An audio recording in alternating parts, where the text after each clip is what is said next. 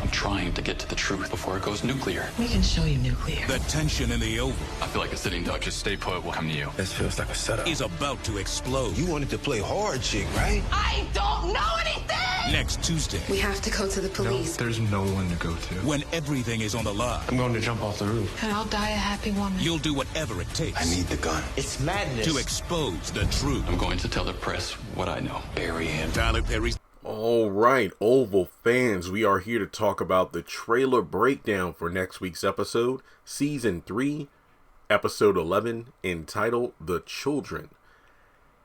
Now, as always, make sure you take a moment to hit the thumbs up button to show you like the video. Hit subscribe as we close in on 200,000 subscribers. Hit the bell icon and select all. That way you keep up to date whenever I post content on the channel. And follow me on social media. Links are in the description below. This video is going to break down both the trailer you saw at the beginning of this video, as well as the end credit trailer that appeared at the end of this week's episode. So, let's get into it. Now, the Vice President, which I was so pumped when the character showed up. And I don't think he's going to die right away or anything like that. It's just one of those things where I thought this would be a game changer.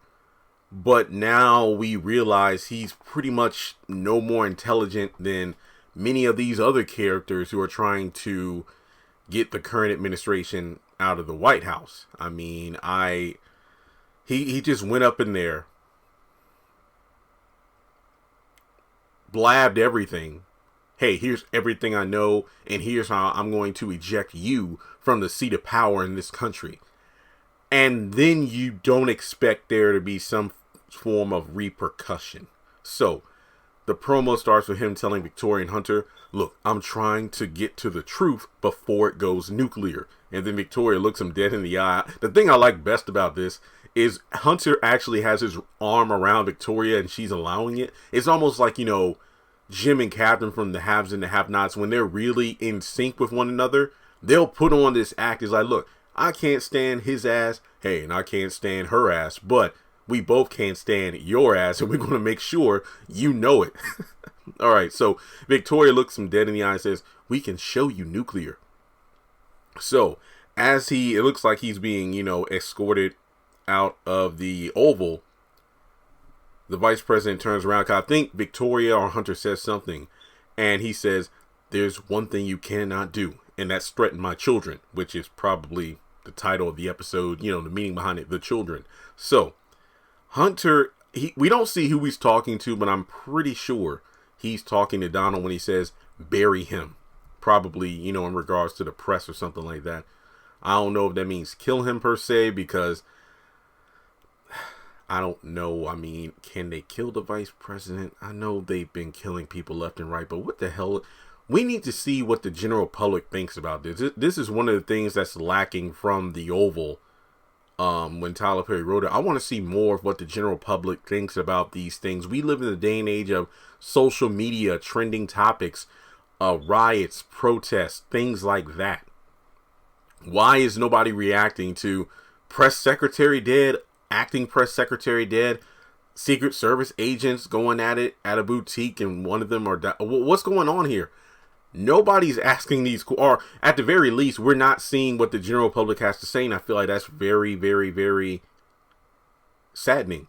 So, in the hallway, we finally meet the second lady, Kay Singleton. She also portrays the realtor that Zach has been interacting with on Sisters to buy his new house. So, Victoria says to the second lady, that husband of yours is a bit of a Boy Scout. So, yeah, he's something else, all right. Now, Max and Bobby, they're in a vehicle that it looks like they're at a location outside of, they're probably close to Donald's house because we know they're about to go in. So the Vice President's on the phone. He's like, I feel like I'm a sitting duck. And Max is like, hey, just stay put. We'll come to you. And Bobby's like, this feels like a setup. So in the other end credit trailer, he even goes on to say, I need you guys here at the White House. And Max is like, do you not trust your detail? Not after what I just did. You think? You freaking think? You went right directly into the beehive and you expect not to get stung at all. Like, no offense to Max and Bobby, because I mean, they're just, you know, riding the ride, but being cautious the whole time. did the vice president think that Max and Bobby's presence would make Victoria and Hunter, I guess you could say, more aware that the vice president isn't just blowing smoke? He really does have evidence. But even if Max and Bobby were there, couldn't they just be given the Diane treatment where they're taken down to a lower level of the White House and killed? I don't know. So, the vice president is talking to Sam. He's like, I'm going to tell the press what I know. I'm about to go public, and I need a few good men to stand with me. So, does this mean that the vice president knows about Sam's reputation? But he did tell Max and Bobby, him and his men knew about the whole thing about, those two hiding out at a farmhouse or going up to the attic at Donald's place. So, it's safe to say that perhaps the vice president knew about the fact that Sam was one of the individuals that went to the farmhouse and met up with Blakely, Martin, Max, and Bobby. So that's probably why he's talking with them one-on-one. But I wonder what Sam's going to do in response to all this. So Lily's still tied up, and, Kyle has a phone by her face, and Donald's saying, you wanted to play hard, chick, right? I don't know anything. Please. You are too valuable. You are way too valuable to me to let you leave home. Kyle, make sure that shit's hurt. What do you say? Kyle, make sure that shit hurts. Poo poo. And then Lily's like, no. So yeah, it's about to get real. Let's see here. And it looks like Bobby and Max have like on ski mask or like just black mask over their face, because one of them opens the door to Donald's house, and there's this woman that tries to fight him off. So it looks like they're going to have to fight off security in order to rescue Lily from the attic. So it looks like we're going to see some good action in this upcoming episode. Now, at the White House, Jason is telling his mom, I'm going to jump off the roof. And Victoria says, and I'll die a happy woman. And Alonzo's still by his side. Again, he's watching over him.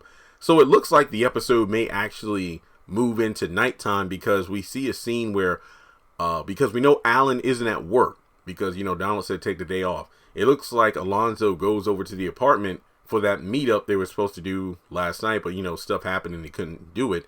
And Alan's saying, I need the gun. And Alonzo's like, it's madness. So I don't know if he's saying it's madness because he needs the gun, or maybe Alan recounts what happened with Ellie and everything, and that's why he's asking for the gun. So Sharon is telling Dale, we have to go to the police. And Dale's like, no, there's no one to go to. Sharon, you need to get off this stuff. I don't know why you think going to the police in DC of all places is a smart move, due to the fact that, well, they're probably all in the pocket of the White House, the government. You're just putting a bullseye on your head by going to the law enforcement. What are they going to do? All right. Going back to Jason, how many times are we going to do this? Where's Gail? Where you will be soon. Send his ass away then. We don't have to do this every single episode. Either you're going to let Jason stay here and be guarded 24/7, or you're going to put him where Gail is. Truth be told, you need to send him away. That way you will have Alonzo, Grip. You'll have all the security you can to make sure you and your husband don't get assassinated, since your dad is on his deathbed. So that would be my first priority. Jason, get the hell out of here. Me and your dad need to make sure we're safe from other threats, including your serial killer ass. Sheesh. All right, so looking over the notes here, I believe that's all I need to talk about for the trailer. Richard and Priscilla were in there for like a blink and you miss a moment, but they didn't have a speaking role. They were still in the kitchen. But yeah, that's all I have for the children. Let me know your thoughts in the comment section below. What scene are you most excited to see next week? And that's really all I got to say. So thanks for tuning in. Like and subscribe. And if you want to donate to the channel, feel free to do so on PayPal or Cash App.